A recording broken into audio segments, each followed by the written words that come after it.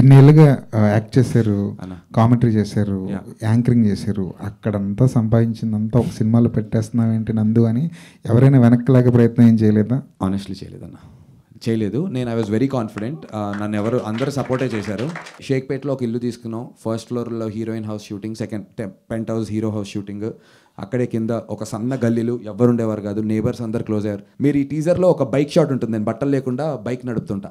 అది సాధారణంగా అలాంటి ఫ్లైఓవర్ మీద తీయాలంటే డిపాజిట్ 5 లక్షలు కట్టాలి, పర్ కాల్ షీట్ ఇంత కట్టాలి అనే ఒక గవర్నమెంట్ రూల్ ఏదో ఉంది. అది 5 లక్షలు అనేది చెప్పాను. I don't know what's the right number, but it's in lakhs. కనుక్కున్నాం, బికాజ్ రోడ్డు మీద షూటింగ్ ఇన్ని రోజులు గల్లీలో మ్యాటర్ ఫినిష్ చేసాం. అన్న ప్లీజ్ అన్న అని.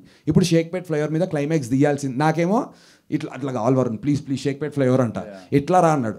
ఏం చేసామంటే అన్న, రాత్రి 1 o'clockకి షూటింగ్ పెట్టుకుని, కెమెరాలు పట్టుకుని, చేతిలో ఒక కెమెరా పట్టుకుని, నా కార్ ఎక్కించుకుని, వరుణ్ని, నా ప్రకాష్ రెడ్డి డిఓపిని, మెహదీపట్నం ఫ్లైఓవర్ ఉంటూ షేక్పేట్ ఉంటుంది కదా, దాని కింద ఎన్ని గల్లీలు ఉంటే అన్ని గల్లీలు తిరిగి రక్షక్ జీపులు ఎక్కడెక్కడ ఉంటే ప్రతి రక్షక్ జీప్ దగ్గరికి వెళ్ళి, సార్ ఓ చిన్న వీడియో షూట్ చేస్తున్నాం, ఎవ్వరికి ఇబ్బంది పెట్టాం, రాత్రి ట్రాఫిక్ లేనప్పుడు షూట్ చేస్తున్నాం అని ప్రతి పోలీస్ జీప్ని అడిగితే, ఆడపిల్ల కూడా ఉంది, మరి జాగ్రత్తగా చేయండి, బాధ్యత పెడుతున్నామమ్మా, సీసీటీవీ సార్ మీకు అంతా ప్రామిస్ చేస్తున్నా, ఏం ప్రాబ్లం రాదని చెప్పి అందరు పర్మిషన్ తీసుకుని లక్షల్లో అయ్యేది.